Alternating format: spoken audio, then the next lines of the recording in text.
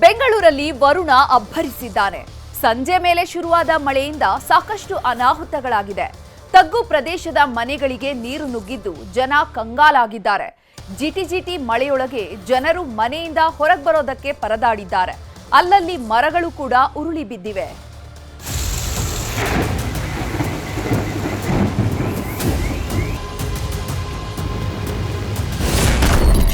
Silicon ಸಿಟಿಯಲ್ಲಿ ಅಬ್ಬರಿಸಿದ ಮಳೆರಾಯ. ರಸ್ತೆಗಳೆಲ್ಲ ನೀರುಮಯ, ಸವಾರರು ಹೈರಾಣ. ಸಾಮಾನ್ಯ ಮಳೆ ಅಂತೆ ಇಂದು ಸಹ ಆರ್ಜೆ ಟೆಕ್ ಪಾರ್ಕ್ ಅಲ್ಲಿ ನೀರು ತುಂಬಿ ತುಳುಕ್ತಾ ಇದೆ. ರಾಜಧಾನಿ ಬೆಂಗಳೂರಲ್ಲಿ ಮಳೆರಾಯ ಅಬ್ಬರಿಸಿ ಬೊಬ್ಬಿರಿಯುತ್ತಿದ್ದಾನೆ. ಪೂರ್ವ ಮುಂಗಾರು ಮಳೆಯ ಹೊಡೆತಕ್ಕೆ ಸಿಟಿ ಮಂದಿ ಅಕ್ಷರಶಃ ನಲುಗಿ ಹೋಗಿದ್ದಾರೆ. ರಸ್ತೆಗಳೆಲ್ಲ ಕೆರೆಯಂತಾಗಿದ್ದು ಮನೆಗಳಿಗೆ ನೀರು ನುಗ್ಗಿ ಅವಾಂತರವೇ ಸೃಷ್ಟಿಯಾಗಿದೆ. ವರುಣನ ಆರ್ಭಟಕ್ಕೆ ಬೃಹತ್ ಮರಗಳು ಧರೆಗುರುಳ್ತಾ ಇದ್ದು ನಗರದ ಜನರ ಬದುಕು ನೀರಾಬಟ್ಟೆಯಾಗಿದೆ.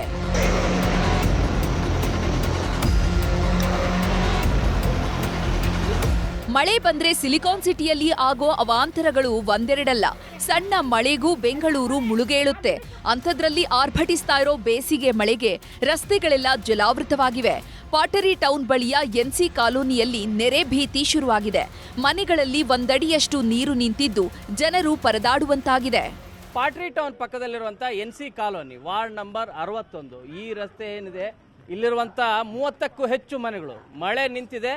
ಆದರೆ ಮಳೆ ನೀರು ಮಾತ್ರ ಇನ್ನೂ ಏರಿಯಾದಲ್ಲಿ ಹಾಗೆಯೇ ಇರೋದು ಕಂಡು ಬರ್ತಾ ಇದೆ. ನಿಮಗೆ ನೋಡ್ಬೋದು 3 ಇಂದ 4 ಅಡಿವರೆಗೂ ಮಳೆ ನೀರು ನಿಂತ್ಕೊಂಡಿದೆ. ಮನೆ ಒಳಗಡೆನೆ ನೀರು ನುಗ್ಬಿಟ್ಟಿದೆ. 30 ವರ್ಷದಿಂದ ಹಿಂಗೆ ಬರೋದು. ಮಳೆ ಬಂದ್ರೆ ಮನೆಗೆಲ್ಲ ನೀರು ಬರ್ತದೆ.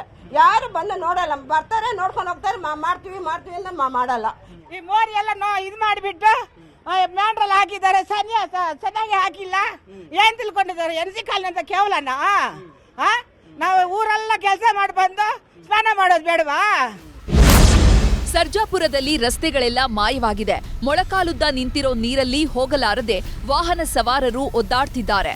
ಆರ್ಜೆ ಟೆಕ್ ಪಾರ್ಕ್ ಬಳಿ ರಸ್ತೆಗಳು ಕೆರೆಯಂತಾಗಿವೆ. ಫುಲ್ಲು ಜಲಾವೃತಗೊಂಡಿದೆ ಆರ್ಜೆ ಟೆಕ್ ಪಾರ್ಕ್. ಕೋರಮಂಗಲದಲ್ಲಂತೂ ಮಳೆ ಅಬ್ಬರಕ್ಕೆ ಜನರು ತತ್ತರಿಸಿ ಹೋಗಿದ್ದಾರೆ. ಅಬ್ಬಬ್ಬ, ಇದೇನ್ ಮಳೆಯಪ್ಪ ಅಂತ ಬೆಚ್ಚಿ ಬಿದ್ದಿದ್ದಾರೆ. ನೀರಲ್ಲಿ ವಾಹನಗಳು ಹೋಗಲಾರದಷ್ಟು ನೀರು ನಿಂತಿದ್ರಿಂದ ಮನೆಗಳಿಗೆ ತೆರಳಲು ಪರದಾಡಿದ್ದಾರೆ.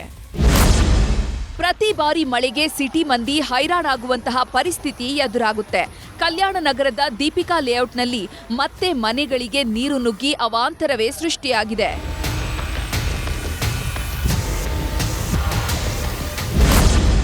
ಮಳೆ ಬಂದ್ರೆ ಆಕಾಶದೆತ್ತರಕ್ಕೆ ಬೆಳೆದ ಬೃಹತ್ ಮರಗಳು ನೆಲಕಚ್ಚುತ್ತವೆ.